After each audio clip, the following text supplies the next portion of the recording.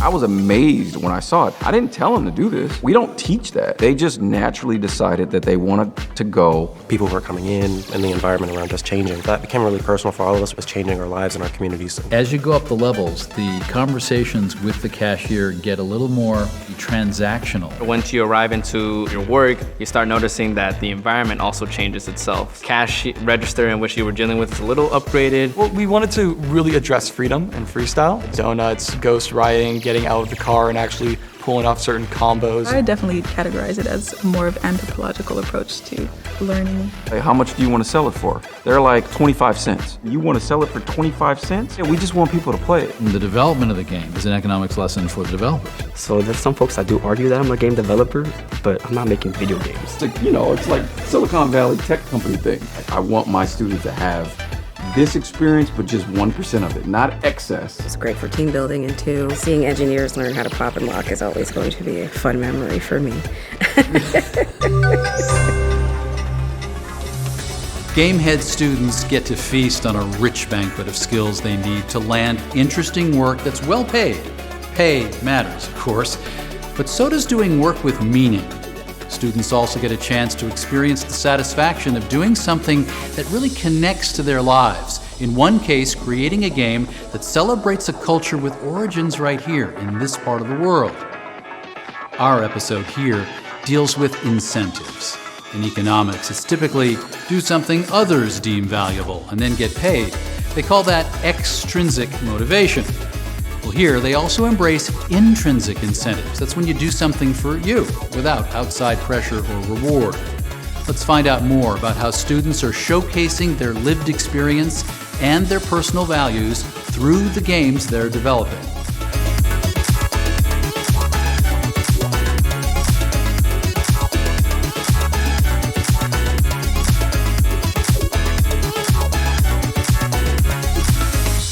Learn how to budget and get new skills, and if you can't afford your neighborhood, get out.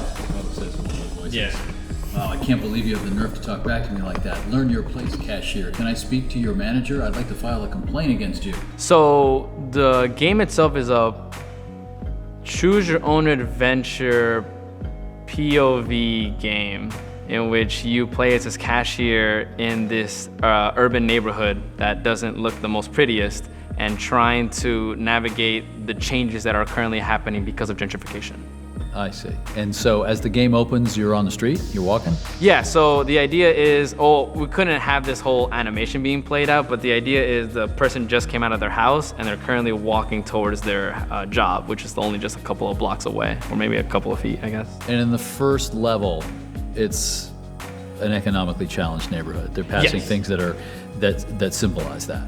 The idea is there's a couple of people who have been living in this neighborhood for a very long time, and they've already been so comfortable with the player, which is the cashier. It's like, oh man, hey, let me get change for this dub, bruh, or hey, can I get you to actually view my mixtape and hear it and give me your thoughts on it? It's like, man, I don't got time for that. So it's also a little bit of the playful manner, a little bit on the serious manner, but ultimately it's trying to communicate in the first level a sense of community. That's the best way of describing it. I think it's going to be kind of a class thing where people who have more money and have more power will be able to go to other places, while people who don't have more money will have to stay in Earth, since people think Earth is going to be kind of like the worst place to be in the future, and all the good people can go to Mars. Then as the neighborhood changes, you get to a different level, there are signs of that out on the street. You're seeing some construction, I think it is? And from there, once you arrive into the place of your work, you start noticing that the environment also changes itself. So the cash register in which you were dealing with is a little upgraded. The wooden location in which you were currently, handling all the groceries and stuff like that, it's more on the modern kind of stone-ish kind of side, and then seeing where it goes from there. And so if I'm understanding this correctly, as you go up the levels, the conversations with the cashier get a little more, I guess a word would be transactional. It's less about your relationship with the cashier and the community. It's about what do you need, and this is what it costs. Am I getting that right? Yeah, that's about the best way of describing it. There was a resolution Thursday to a turf battle between some kids in San Francisco's Mission neighborhood and some high-tech employees over a soccer field. Yeah. but that's not likely to end arguments over gentrification and city policies. This is, all right, so I know the keywords to find this story. That's an intense story. Yeah, definitely.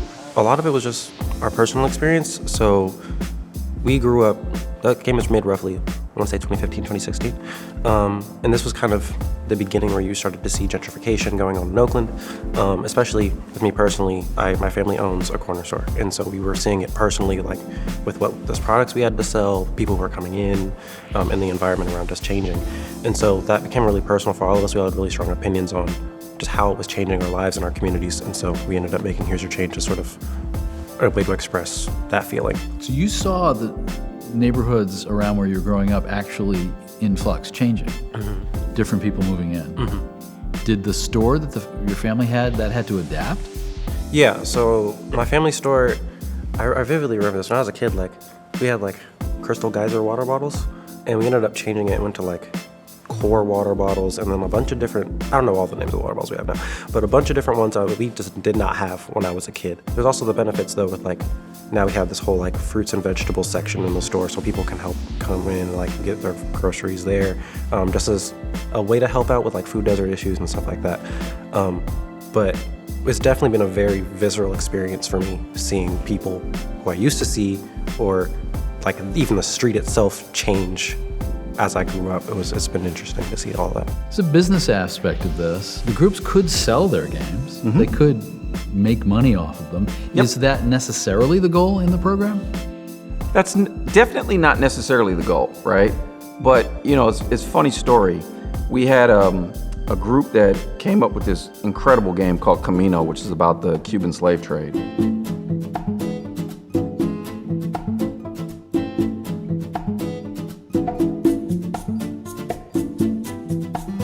And they ended up getting $40,000 to work on the game, right? A little bit later, Google came to us and said, hey, we want to give you guys another $25,000 if you can port this game to mobile. So I reached out to them. I said, hey, you guys have about $65,000 that you guys can, use to work on this game. You can just put it in your pocket. So they spent a year developing this game. They release it, and I'm like, all right, great. It's about to be released soon. I'm filling out this form about rating it on Google Play. How much do you want to sell it for? They're like, 25 cents. I said, excuse me? I was like, you've been working on this game for about a little over a year and you want to sell it for 25 cents? They're like, yeah, we just want people to play it. I said, there's no way I'm gonna let you sell this for 25 cents. So they said, fine, 99 cents. They sold the game for 99 cents. And I asked them, I said, why didn't you guys want to make a lot of money off this game? And they're like, look, we already was able to split 65,000. But at the end of the day, we just had a really good time working on the game as a team, as friends, and we just want people to play it. And that was a lesson to me. They don't care as much as you would think about making a lot of money. It's not all of our students, but surprisingly, a lot of our students, they just really want to make something and they want people to play it. Yeah, they're mission driven at some level. Yeah. Not necessarily profit motivated. These were high school students that were part of this? But in addition, the development of the game is an economics lesson for the developers. Yeah, what we do in the fellowship is we just give them the money. So I always hated entrepreneurship programs that walk you through all these modules. They were just so boring to me, right?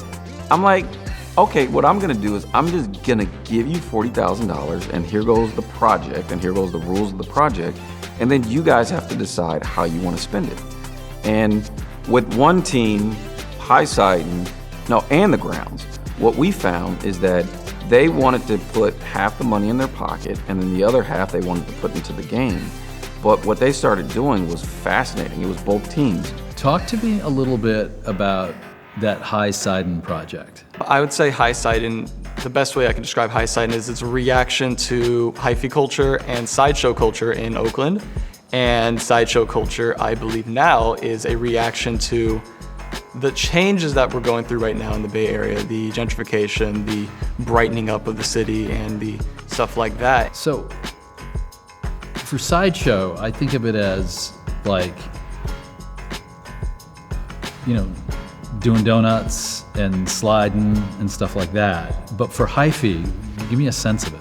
Well, I mean, when you think of hyphy, we think of Pilo, we think of E40, Too Short, whatnot, and we think of that the very unique hip hop culture that came from the Bay Area, because there isn't quite a sound or a flow or dance that quite mimics hyphy. It sounds like something that floated through the Bay, like a lot of things do, because I don't make up everything. That's what it is right there, for sheezy. That means for show, for sure. A lot of these words we use in our songs, this is Bay Area slang, and I was the first artist, like rap artist, me and Too Short, to ever say it on wax, put it that way.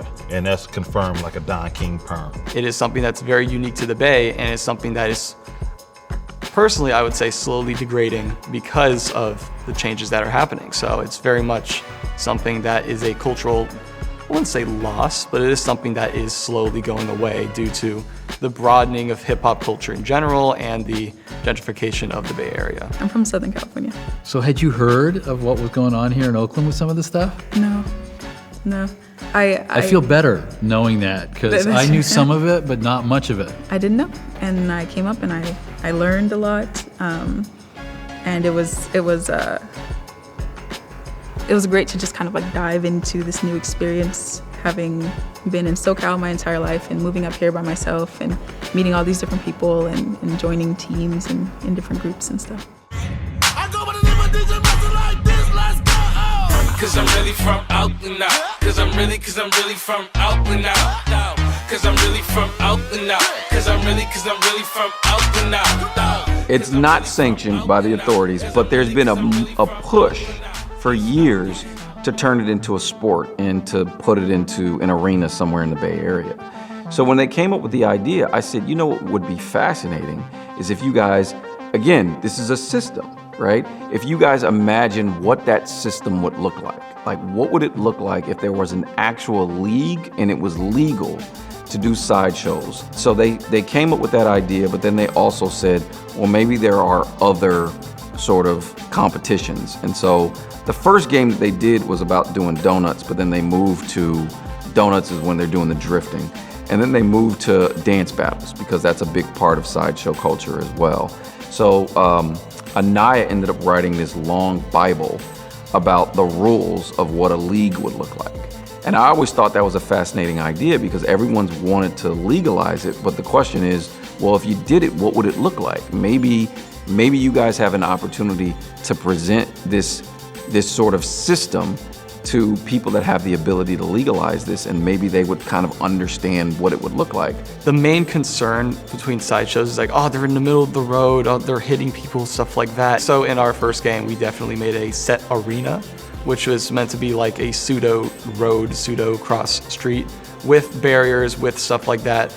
And the second one, we for the actual like hip hop dance version, we wanted to set up actual arenas and areas and like full-on stadiums that would codify these rules and these safe spaces for it, I would say.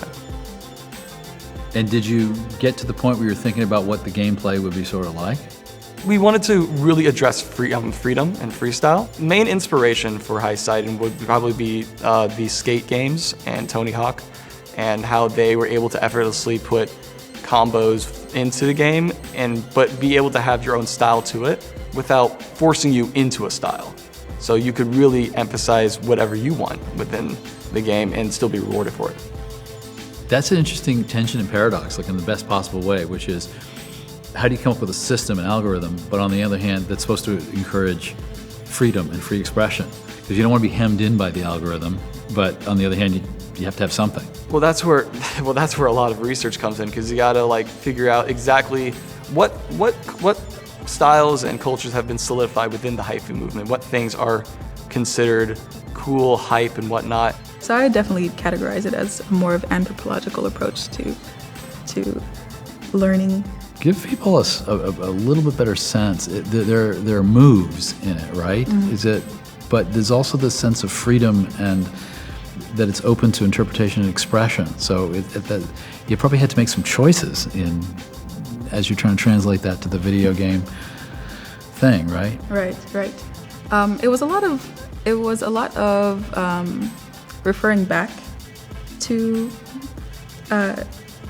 the people that I'd worked with, and a lot of me creating an idea for a dance or representing a dance a certain way and showing them, and them kind of being like, okay, this is cool, but this is more so the type of thing that would happen at a function like this, or this is kind of the way in which we might do that dance, or we might see that dance happening.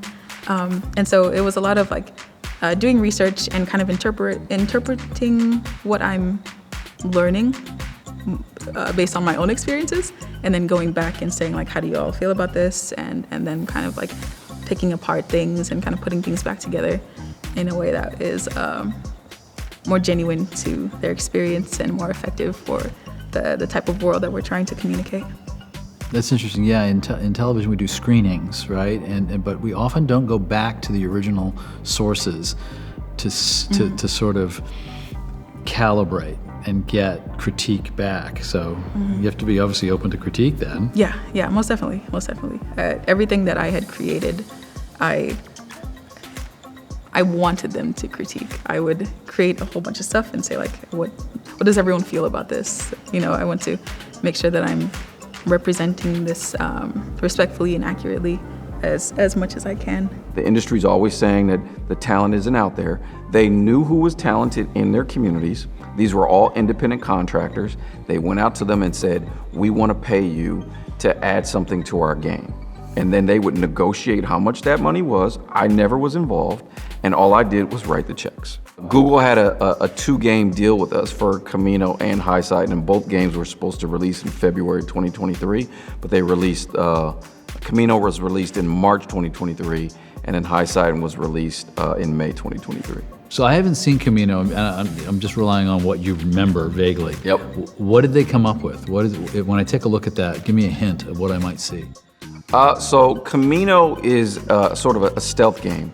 It's about this young boy who's trying to rescue his mother, who was bought and sold into slavery. But in order to do so, he summons the Yoruban deities. So one of the students, Marissa Diaz, is her parents are from Cuba.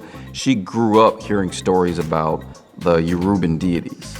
From the Yoruba tribe in West Africa. Yeah, exactly. Of course, all of that came over to Cuba as well, right? So she grew up hearing about that, and she had an idea of making a game about somebody who offers cowrie shells to the deities, and then they come and help them. So you can summon the deities to blow wind, or when the colonizers set fire to the sugarcane fields, you can call the deity to give you rain, to put out the fire and things of that nature. So it's a beautiful idea for a video game.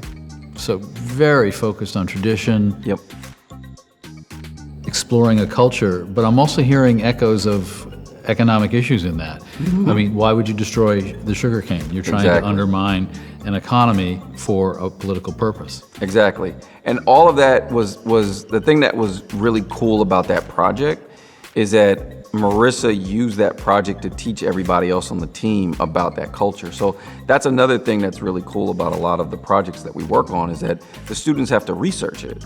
So they end up learning a lot about something that they probably didn't know about before in greater depth. You said you liked how the program held you accountable. Tell me more about that.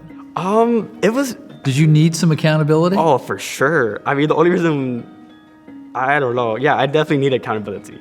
My Saturdays were pretty... Without game plans, my Saturdays were boring. And I really needed a community where I could just focus on what my future may look like.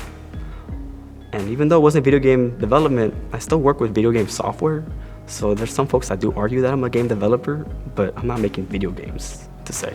But you do work with video game software. Right.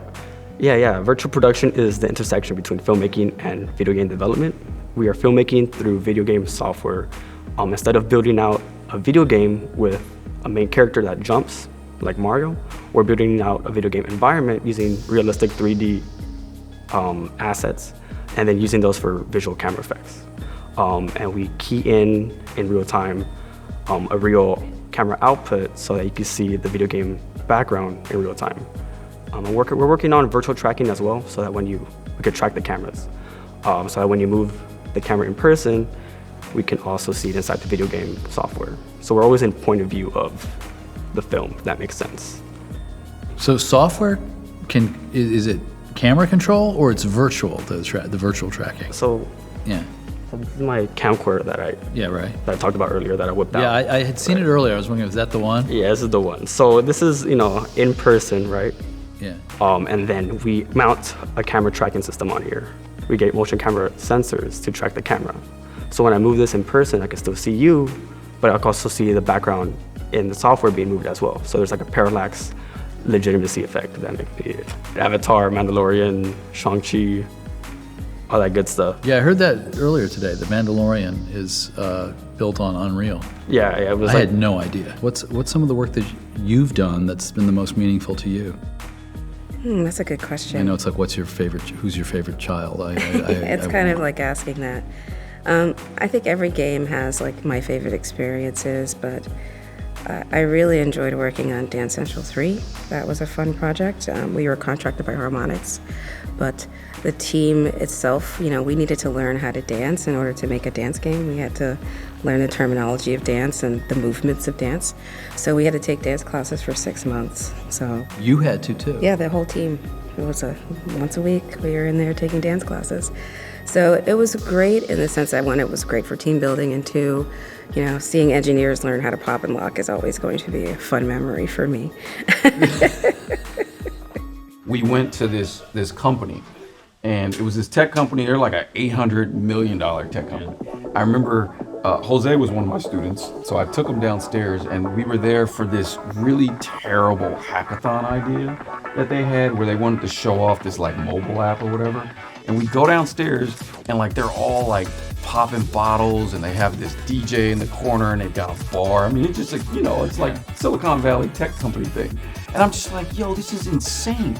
I'm like, yo, I would just love to have 1% of this. Just 1% of it. Yeah, just the corner of it. Just not asking for too much. No, not at all. I was just think, just give me 1%. So when we created the space, that's what I said. I said, I want to have a DJ booth. I want to have a kitchen. I want the place to be really, really nice.